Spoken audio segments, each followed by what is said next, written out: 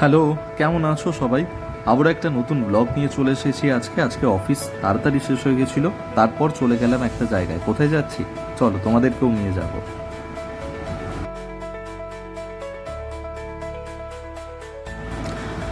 আজকে পৌঁছে গেছিলাম মানকুণ্ডুতে। বুঝতেই পারছো, চন্দননগরে সেখানে জগদ্ধাত্রী পুজো ভীষণ ফেমাস, বিশ্ববিখ্যাত। আর কাতারে কাতারে মানুষজন জগদ্ধাত্রী পুজোর জন্য সেখানে গেছে। আমরা গিয়েছিলাম নবমীর দিন বন্ধু বান্ধবরা মিলে। সেই ছবিটা তোমাদেরকে তুলে ধরলাম। আর কেমন ঘুরলাম, কি কি ঠাকুর দেখলাম, যারা আসতে পারছো না, যারা দেখতে পারছো না এখানে এসে, তাদের জন্য আমার এই ব্লগটা। তোমাদেরকে ঘুরিয়ে দেখাবো চন্দননগরের আর মানকুণ্ডুর একাধিক ফেমাস জগদ্ধাত্রী ঠাকুর। চলো শুরু করা যাক তাহলে।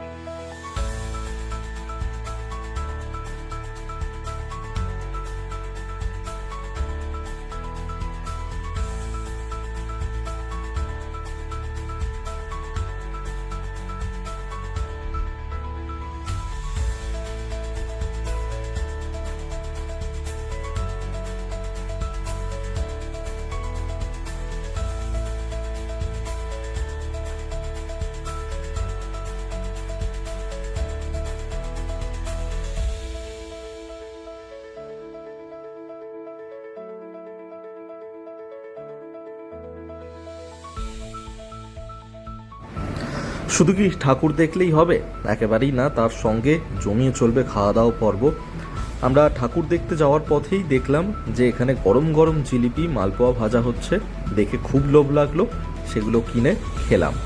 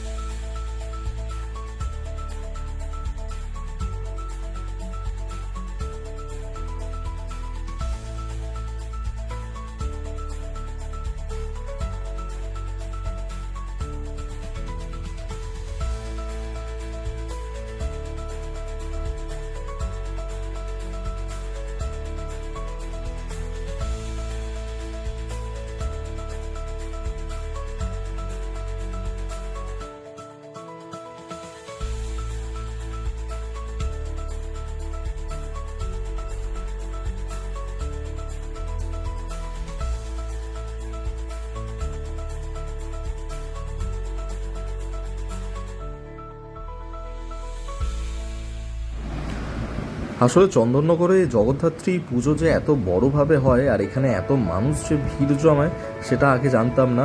এবছর এলাম তাই দেখতে পেলাম। প্রচণ্ড গরম আর ঘেমে গেছিলাম ঠাকুর দেখতে দেখতে, চাও খেয়ে নিলাম তারই ফাঁকে। তারপর আবারও ঠাকুর দেখা শুরু করলাম।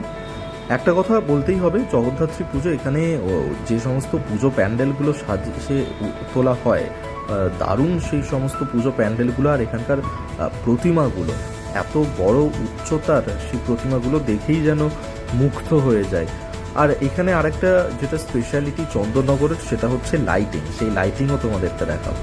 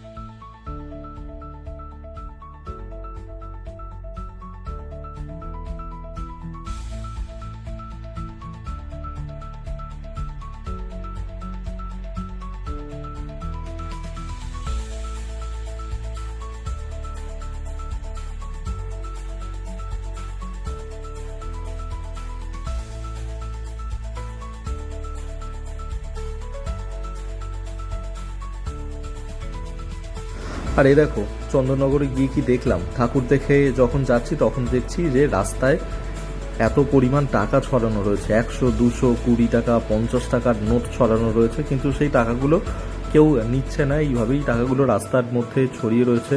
ভাবছো তো এই কেন এই টাকাগুলো রাস্তায় ছড়ানো, এই টাকাগুলো লোকজন নিচ্ছে না, আমরাও নিলাম না, কারণ এগুলো সবগুলোই নকল। কিন্তু প্রথমে চোখে দেখলে কিন্তু বেশ অবাক লাগবে, মনে হবে সত্যিকারের নোট।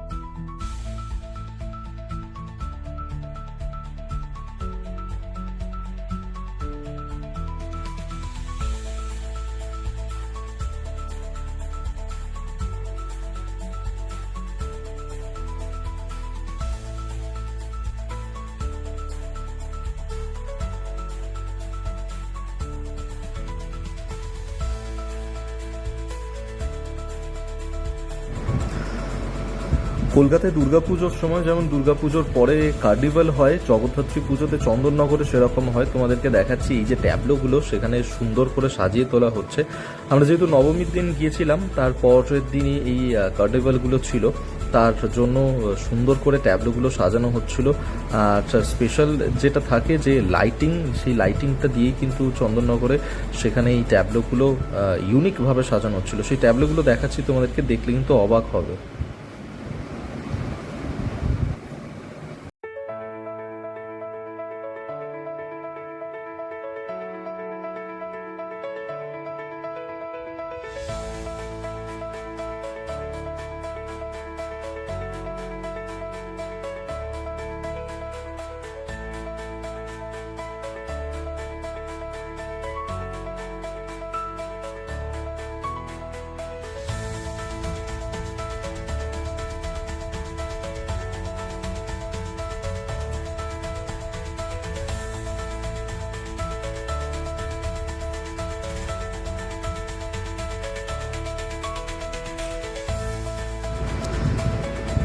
চন্দননগরে মোট 187টা রেজিস্টার করা বারোয়ারি সর্বজনীন জগদ্ধাত্রী পুজো আছে সম্ভবত, এবং তাছাড়াও আরও একাধিক পুজো হয় এবং এখানকার আদি পুজোগুলোও খুব বিখ্যাত।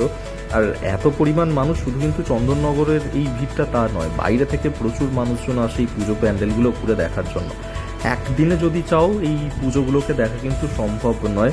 যেভাবে আমরা কলকাতার দুর্গা পুজো দেখে থাকি, এখানেও সেই রকমই জগদ্ধাত্রী পুজো 4টে দিন ধরেই চলে। আর এখানে দেখতেই পাচ্ছ সেই ভিড়টাও তোমাদেরকে দেখাচ্ছি। আর এখানকার ইউনিক সমস্ত ভাবনাতে এখানকার পুজো প্যান্ডেলগুলো সেজে উঠেছে, সেগুলো তোমাকে দেখাচ্ছি। আর দেখতেই পাচ্ছ কিভাবে সুন্দর করে সেজে উঠেছে মাতৃমূর্তিগুলো।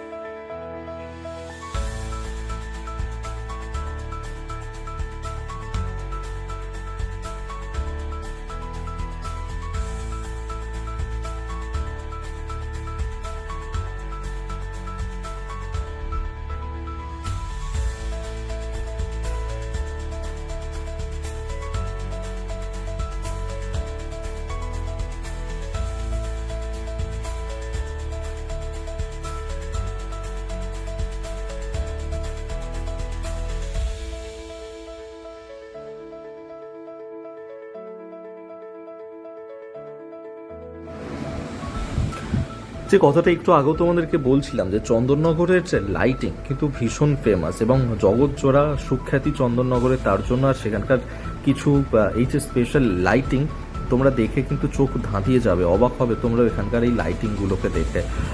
দেখাচ্ছি তোমাদেরকে, সেই লাইটিংগুলো দেখতে থাকবো।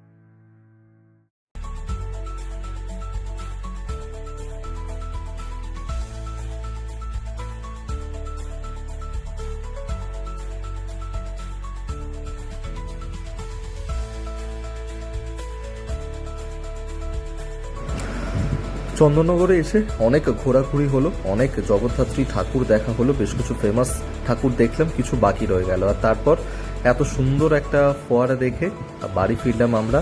দেখতেই পাচ্ছ যেখানে জল আলোর খেলা একসঙ্গে মিশে দুর্দান্ত একটা আবহাওয়া তৈরি হয়েছিল সেখানে। আবারও দেখা হবে, টাটা।